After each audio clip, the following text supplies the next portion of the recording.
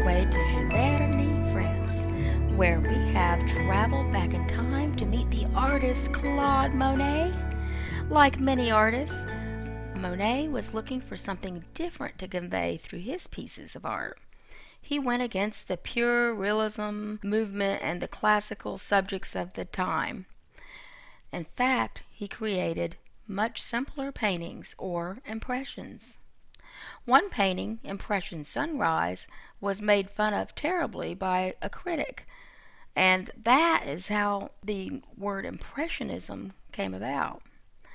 So little did that critic know that Monet would go on to become one of the most impressive and influential painters of his day.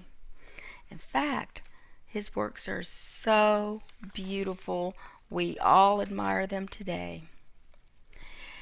In my previous video, I taught you about observing nature like a scientist. You were supposed to do a nature walk and take photos or make little drawings in your sketchbook to use as art references. This is an important step because there are times when we can't create art such as paintings or colorful drawings outside. This would be known as en plein air painting or drawing. You see how Claude Monet painted such a wide variety of flowers around his home. Well, the reason he could do that is because he planted them. He had special gardens. In fact, he had water gardens as well. That's right, he was known for creating impression paintings to capture a mood or a feeling and even a specific time of day, and we will talk about that in a few minutes. He planted these special gardens so that he would have an endless supply of inspiration, and he left it to his estate so that all of us could enjoy it today. So last week, on your nature walk, did you see any scene that could convey the rule of thirds? My granddaughter and I took a walk, and this is what we saw. There are 3 distinct areas in our view. We have a sky at the top, a pond in the middle, and a grassy area with trees in the bottom. Do you remember what we call these distinct areas? The sky is the background. It is what we see the farthest away. The pond is the middle ground. It is what we find in the middle section. And it doesn't necessarily have to be ground. The grassy area with the trees are in the foreground. Since they are closest to the viewer, everything is proportionally much larger. Let's take a look at color. In this painting, Monet's garden at Argenteuil, the dahlias, you can see that Monet used an analogous color scheme. Analogous color scheme, you might wonder. Yes, analogous. You see, when 3 to 5 colors are used and all of them are side by side on the color wheel, they are considered compatible or friendly or analogous colors.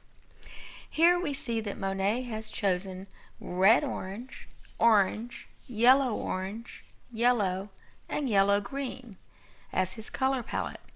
Since they are in close proximity on the color wheel, they are analogous. Whenever you choose an analogous color scheme, you have also chosen to create a harmonious scene.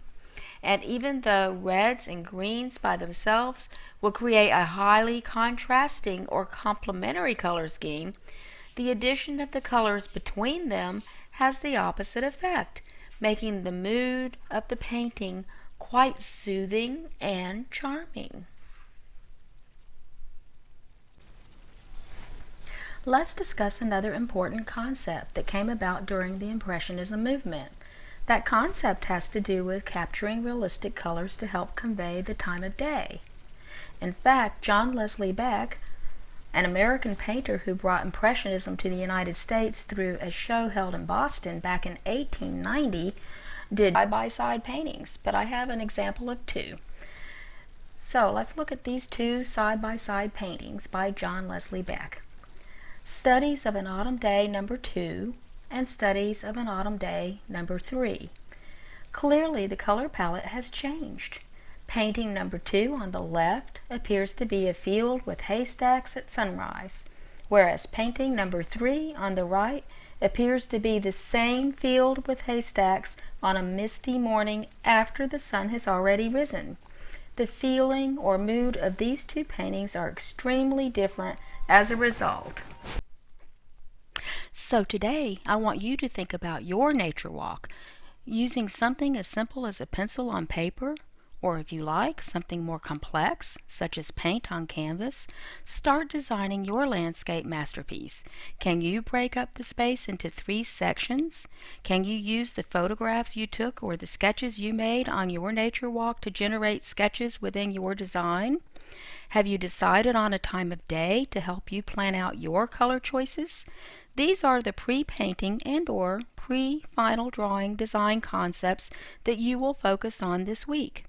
Next week, we will travel back to the United States and to the great state of Texas, where I will do a painting demonstration in my studio, Outback Expressions.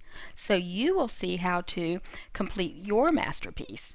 Remember though, no two artists are the same, and it is that fabulous variety of art that makes what we do so special.